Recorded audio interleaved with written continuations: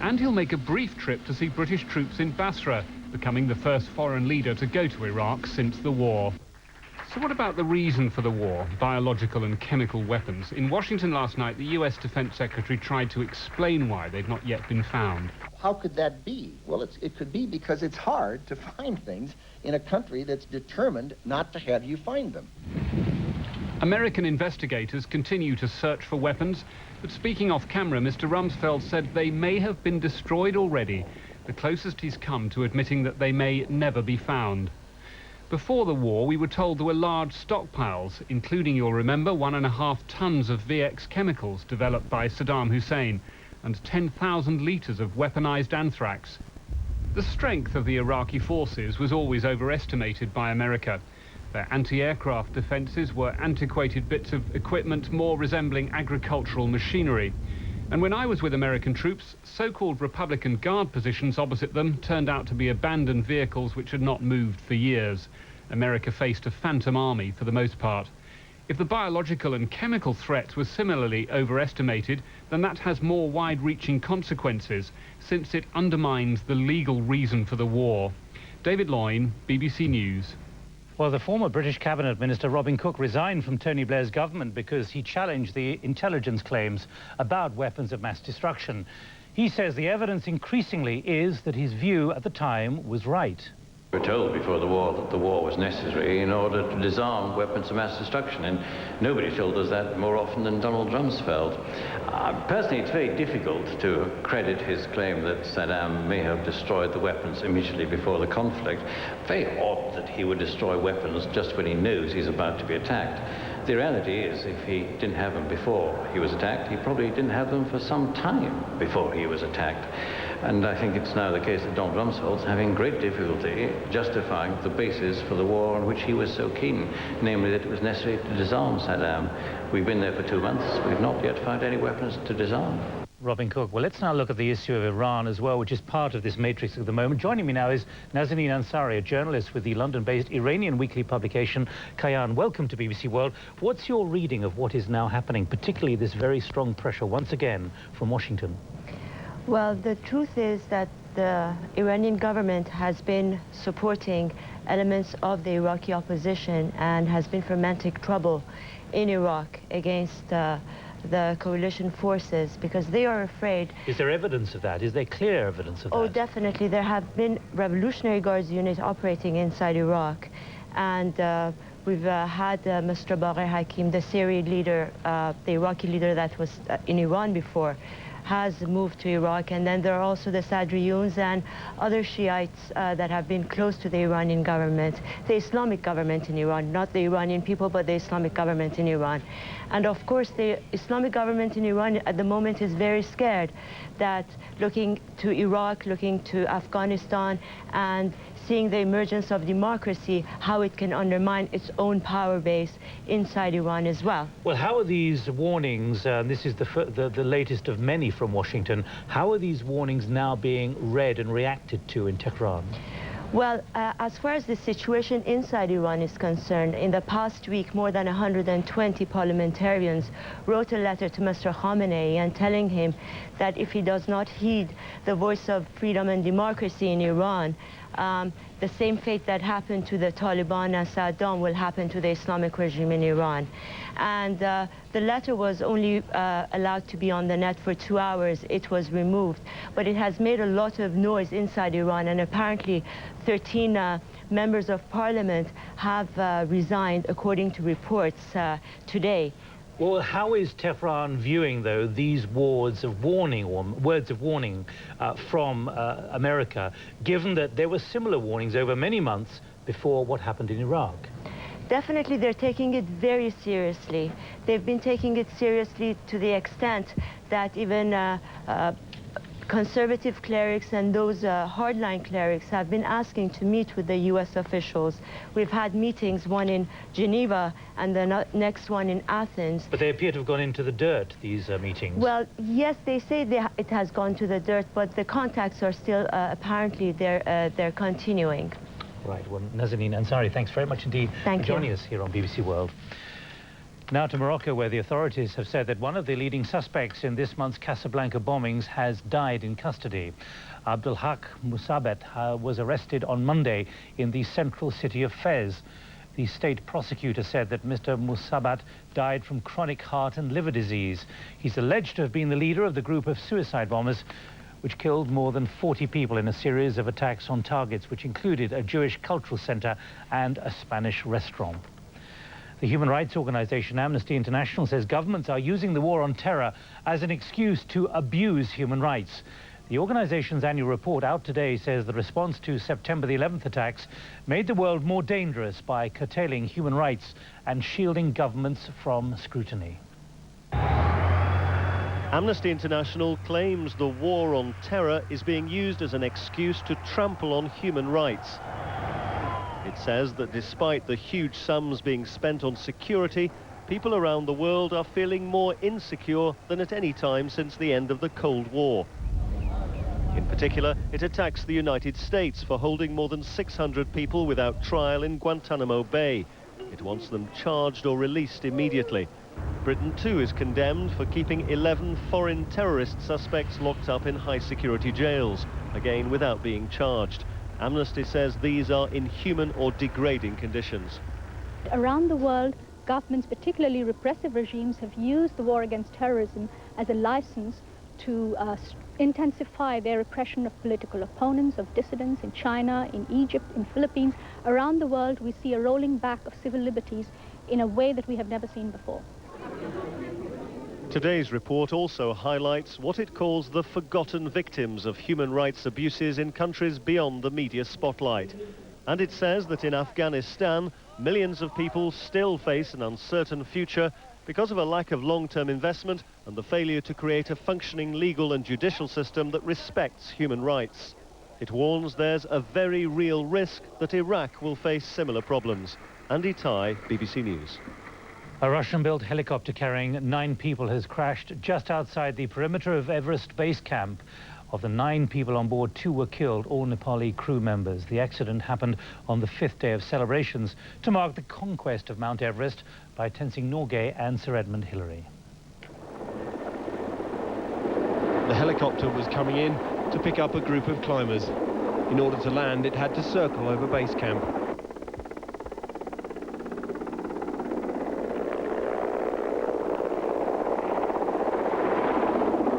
Then, just as it neared the helipad, its wheels clipped a building. The rotor blades can be seen flying in the air, but luckily the whole helicopter didn't explode in flames. Instead, it smouldered on the ground. Right, saying things right, it's the helicopter just crashed. Correct, crashed. The wreckage was soon surrounded by people trying to lift it up and pull out the survivors and the dead who were trapped beneath. The helicopter behind me crashed about 15 minutes ago. We think they've pulled some people from the wreckage, but the terrible thing is there are still live pilots or possibly passengers trapped underneath in this glacial stream which is freezing cold. Everyone's trying to lift up the helicopter some way to get them free, but without the equipment, any lifting gear or any real metal poles, it's difficult.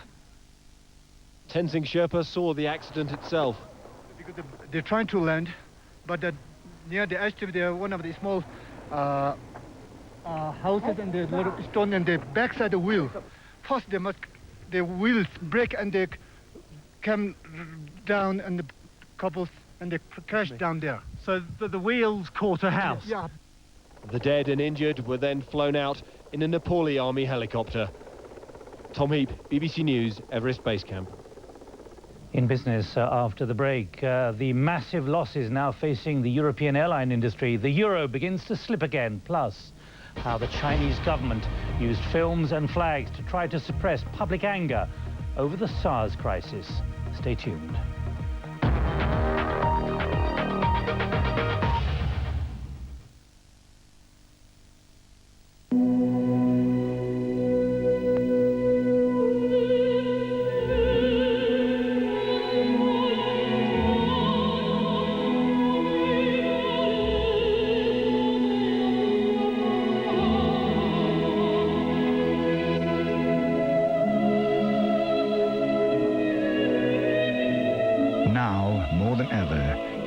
people you can rely on. Credit Suisse.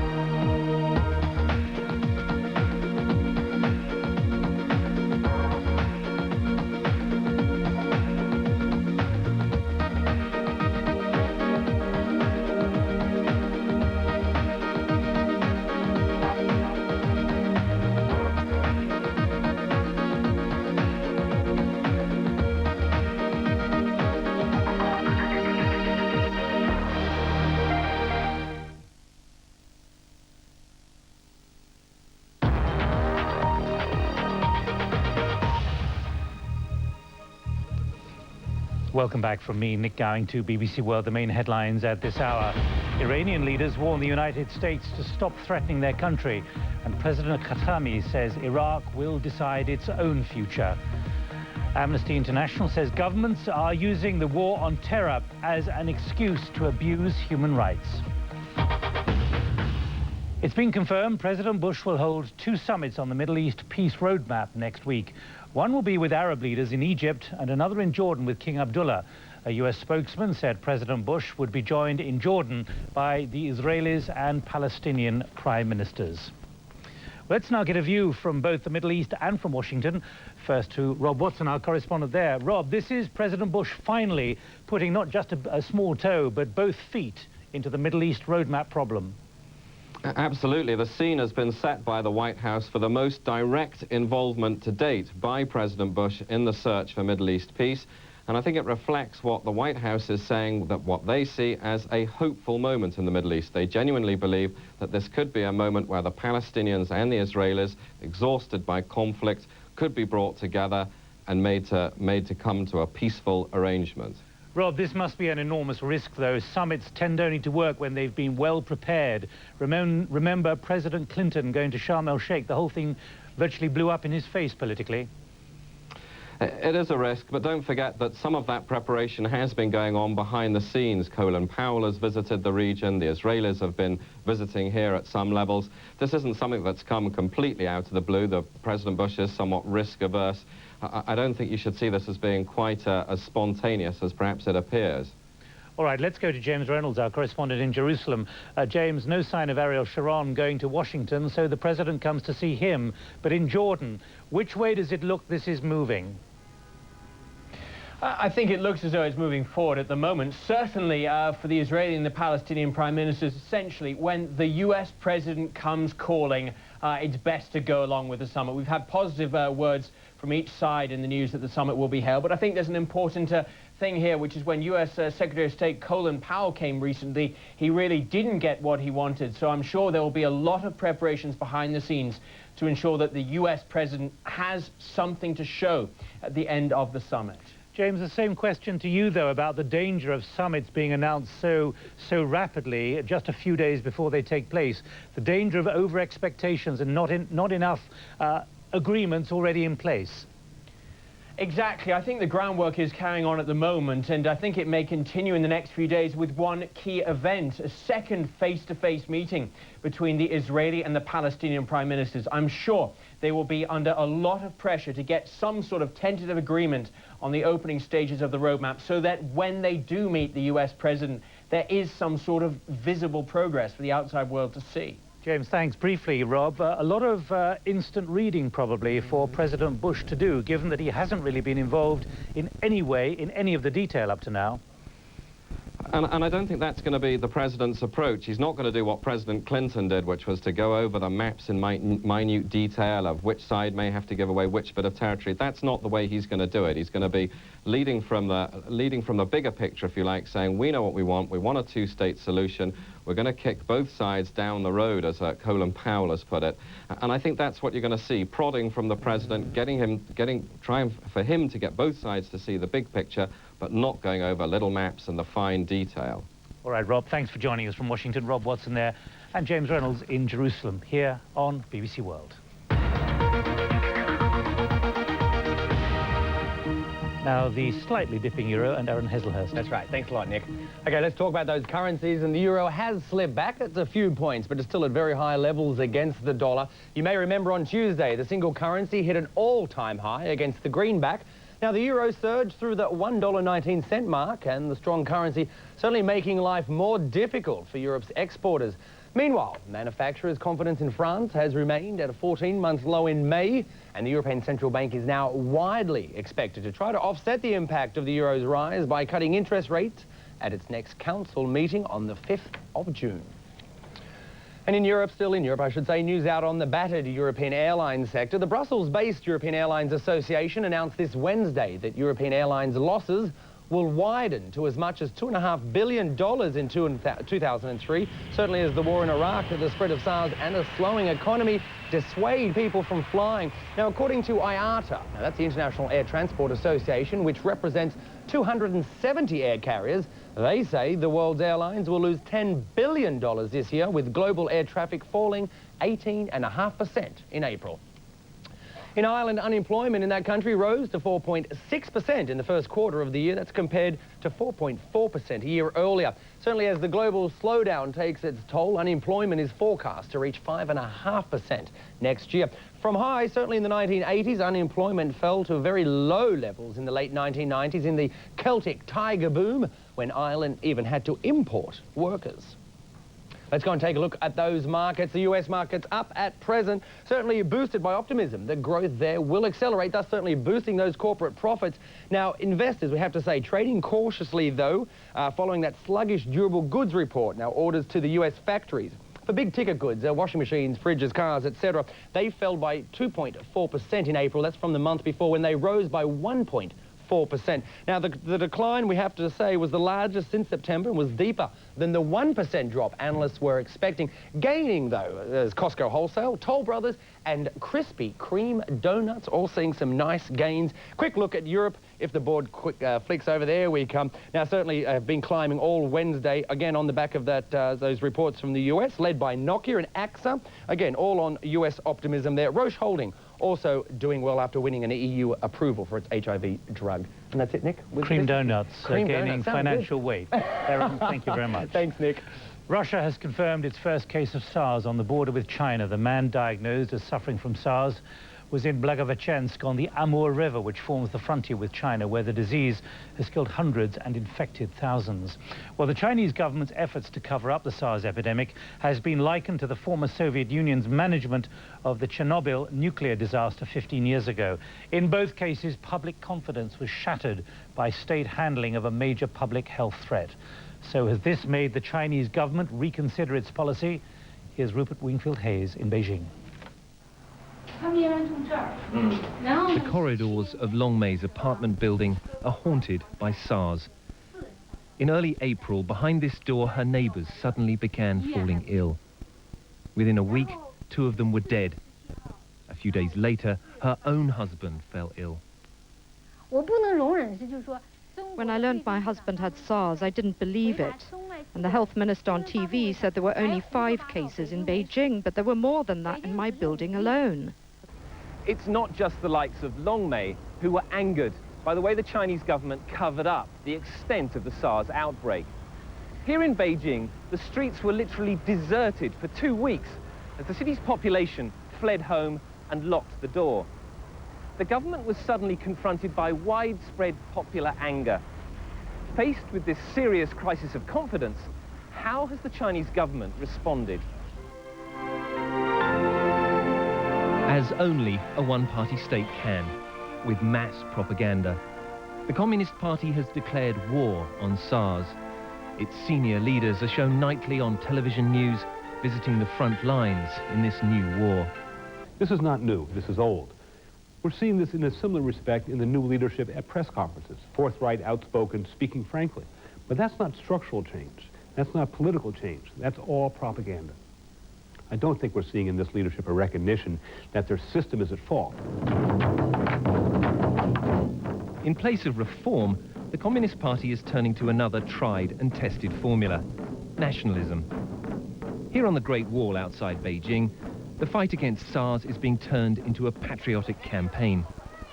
The anti-SARS kite flying may have been a bit of a flop, but that's not the point. This is about building confidence. We very much feel confident. Very soon, all of this SARS problem will go away. That is of little consolation to Long Mei. She sits at home alone, waiting for news of her husband. He remains on the critical list. SARS should be a lesson to the government, and the media shouldn't stay just a mouthpiece for the Communist Party. But that's exactly what it continues to be. The crescendo of propaganda drowning out any question of the Communist Party's role in covering up the SARS epidemic. Rupert Wingfield-Hayes, BBC News, Beijing. Here on BBC World. Now the sport. David Brenner, important news. Important news, Nick. Thank you very much indeed. Yes, if you're a football fan, you will of course know that the European season reaches its climax tonight at Manchester United's famous Old Trafford ground, which plays host to the final of the Champions League. An all-Italian affair this, Milan playing Juventus. In the years since the Turin side last won the trophy in 1996, Italian sides have struggled in the competition. But one of Italy's leading football journalists does expect the game to be a fine advert for Serie A. They are the top industrial cities in Italy, and the two teams are the best supported all over Italy and indeed abroad. They've got the best success rate of any Italian football, so this is really the best of Italian football. Well, on the other side of the Atlantic, the Colombian side, America de Cali, are through to the semi-finals of South America's top club competition, the Copa Libertadores. They beat Argentina's River Plate 4-1 in a tempestuous match, which saw 5 players sent off. Here was a game that showcased the best, followed rapidly by the worst side of the beautiful game. America scored 3 fine first-half goals, the first a header from Julian Vasquez on the half-hour mark. 6 minutes later, Fabian Vargas danced through the River defence before slipping his pass to Vasquez to finish. 2-0 on the night, and America now into a 3-2 aggregate lead. The third was made by Kylian Vievisgas. Castillo was at the front of a queue of players waiting to pounce on his cross. But just as America seemed to have taken a stranglehold over the tie, Vievisgas changed the whole atmosphere of the contest, even if his ludicrous challenge on Coude in first-half injury time didn't ultimately affect the result. River cut the deficit to a single goal with just over 20 minutes remaining, Diego Ludueña with a fine run and a shot to match. But a potentially thrilling climax was ruined by an incident 4 minutes from time. America coach Fernando Castro was the catalyst for an incident that would require the intervention of the stadium's security forces to restore some semblance of order. Referee Gustavo Mendes then displayed remarkable powers of recollection to single out the players responsible for the free-for-all. River's Claudio Hussein was dismissed for violent conduct, swiftly followed by teammate Dario Hussein and America's Luis Esprilla for their part in the brawl. Even at 9-a-side, the pitch remained too crowded for some, River's Ariel Garce becoming the 5th red card of the game. At least America managed to finish with a flourish into a semi-final meeting with either Santos or Cruz Azul. Scott Burton, BBC News. Well, finally, the latest news from day 3 of the French Open tennis at Roland Garros in Paris. In a marathon 3-setter that finished earlier, a bit of an upset. The number 9 seed Daniela Hanchikova knocked out by the American Ashley Harkleroad, and that was after Hanchikova had pulled back from 3-5 down and survived 2 Harkleroad service games for the match in the third to, at one stage, lead 6-5. Joining Harkleroad in round 3, the top seed and favourite Serena Williams. The world number 1 had a little trouble getting past Marie-Guyane Michaelian of Switzerland. Also through the number 4 seed, Justina Ardern. She had a 6-2, 6-2 win over Jelena Kostanic of Croatia.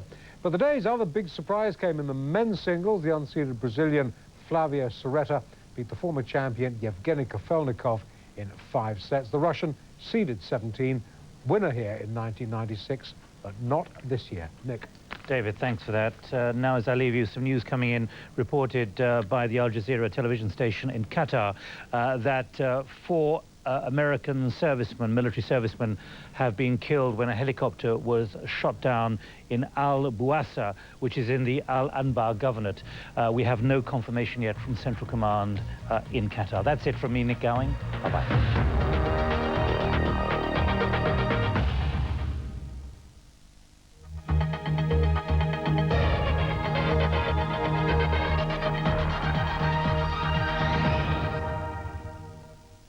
Hello and welcome to our world weather. We've seen some very warm nights recently in Saudi Arabia. Temperatures in Riyadh falling below 35 Celsius on Tuesday night, well above the average of 23 Celsius. Now pick up quite a breeze through central parts of Saudi as we go through Thursday. Still clear skies and sunshine for many of the Gulf states.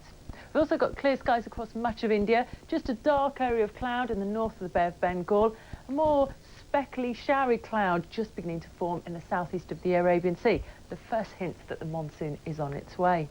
Now, we will be seeing a generally fine and dry picture, still with the heat for many areas. Few showers pushing into Kerala and across Sri Lanka. We could also see some thundery showers up towards Rajasthan and Punjab, with still the risk of some dust storms. Now, we've also got settled weather stretching across the Philippines. Plenty of cloud linked in with our tropical depression. Linfa is still continuing its way northwards, and it's going to push up towards the Japanese islands. We've also got another system across the Korean peninsula, bringing heavy rain into North Korea on Thursday, that transferring down towards Seoul. As that meets up with the warm air associated with this tropical depression, we are going to see some very stormy weather pushing into western Japan. Australia is seeing a lot of fine and dry weather, but there is a little bit of rain pushing up towards parts of New Zealand, and in South America we'll see the winds beginning to ease around the River Plate area. North America will be cooling off, especially for Ontario, so pick up northerly winds, and it looks like the Midwest will see some outbreaks of rain, and that's going to push towards the eastern seaboard. In Africa, the heat in Cairo will begin to subside by Friday as we lose the southwesterly winds coming from the desert. And in the Mediterranean, we've seen some very heavy downpours. Sardinia seeing 20 millimetres of rain in just 12 hours. You see the lightning strikes from earlier. A whole rash across south and eastern parts of Europe. These look set to continue thanks to the areas of low pressure. We have got high pressure across Scandinavia. That begins to slip off towards the Baltic Sea. But high pressure lingering for Iberia, that means more sunshine. It will be warm as well for many areas. But for Scandinavia, as the sunshine of the midweek, we will begin to see cloud and rain pushing in towards Norway.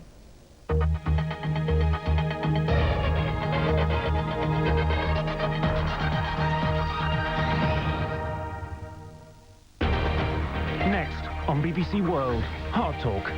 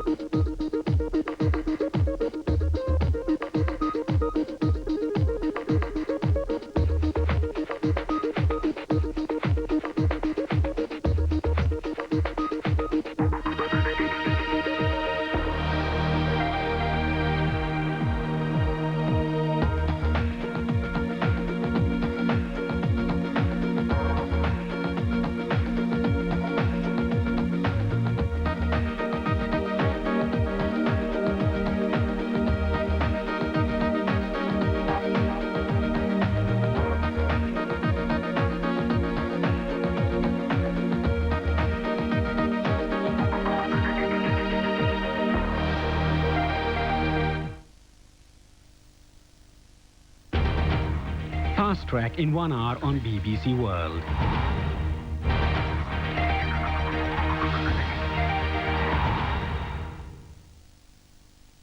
That reveals the person behind the persona. Hard Talk.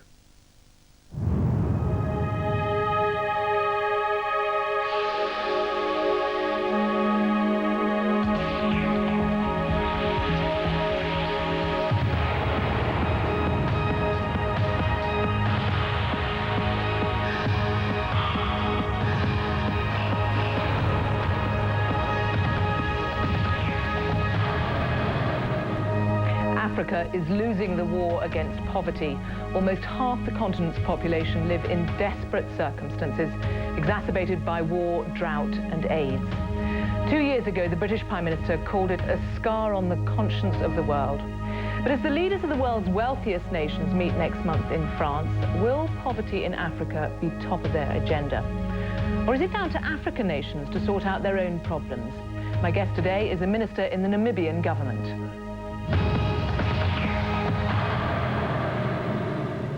Ngarikituke Chiriangi, welcome to Hard Talk.